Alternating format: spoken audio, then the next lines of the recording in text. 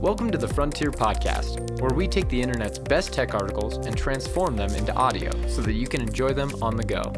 We post new episodes every Monday, Tuesday, and Wednesday morning. Be sure to subscribe to our channels on YouTube and iTunes, or visit us at tfpodcast.io. If you would like to help support our show, we'd really appreciate it. Visit our Patreon and donate. All of those links will be listed below.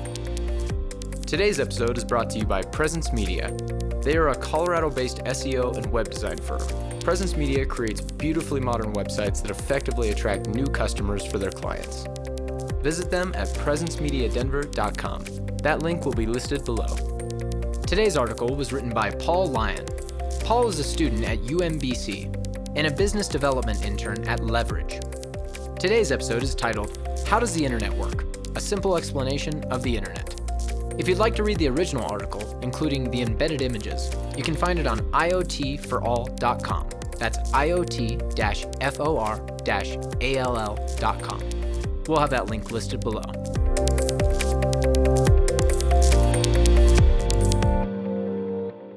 How does the internet work? A simple explanation of the internet.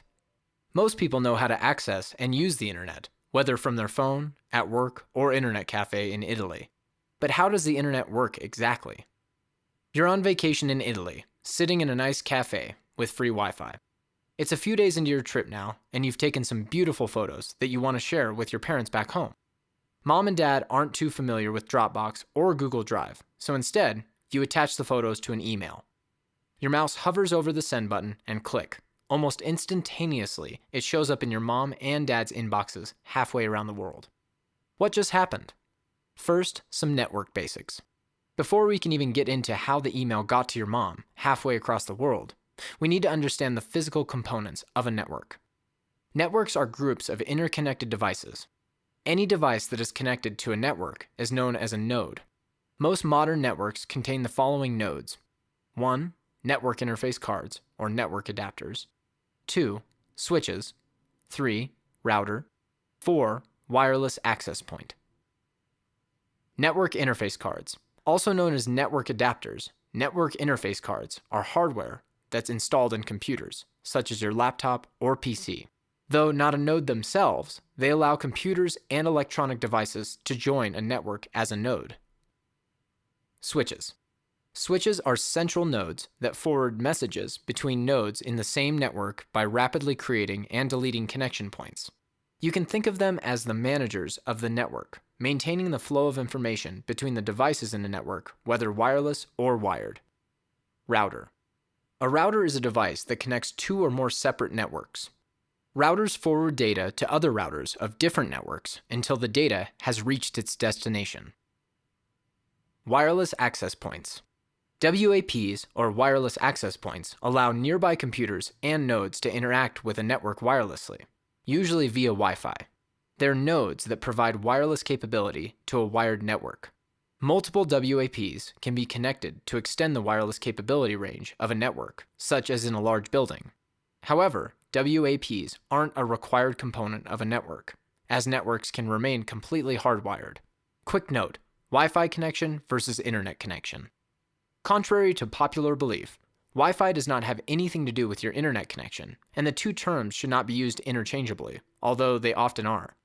Wi-Fi only applies to the strength of your connection to a wireless access point located in your local area network.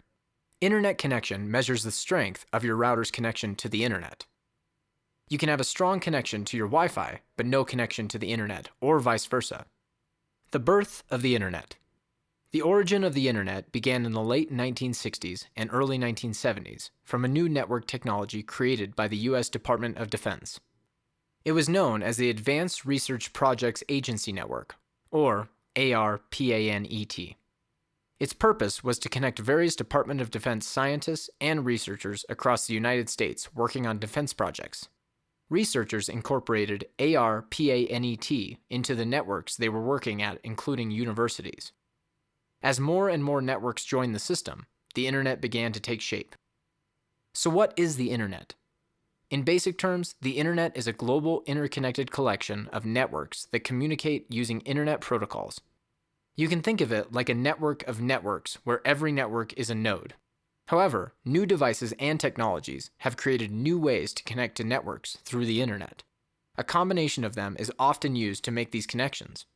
1. Wired internet. This is the most common form of connection to the internet. Hundreds of thousands of miles of wire are laid throughout the world. They range from phone lines, DSL, to fiber optic cables. Data can travel up to 70% of the speed of light through the ideal wire mediums such as fiber optic cables, which allow extremely fast transfer of data. Many of these wires are laid underground or underwater to prevent degrading. On land, along with being underground, they're also placed with utility lines that travel along roads. Single lines can span thousands of miles, such as the underwater transatlantic communication cables that connect various parts of the US and Canada to Europe. This is the ideal and fastest way to access the internet. 2. Satellite internet. People who have satellite dishes on their roofs are connecting to the internet via satellite. This is usually required when there are no wired connections available in the local area to connect to the internet, such as third world countries and areas with low populations. Though satellite is relatively fast, it's still slightly slower than wired connections due to longer transmission distances, up and back down instead of across. Also, if the final address for this data isn't within range of the satellite, like sending that email to your parents, the data needs to be passed from satellite to satellite until it arrives at one that is within range. 3. Cellular internet. A relatively recent addition, cell phones have joined the internet. Cell phones connect using cell towers, which then connect to physical wires and to the rest of the internet.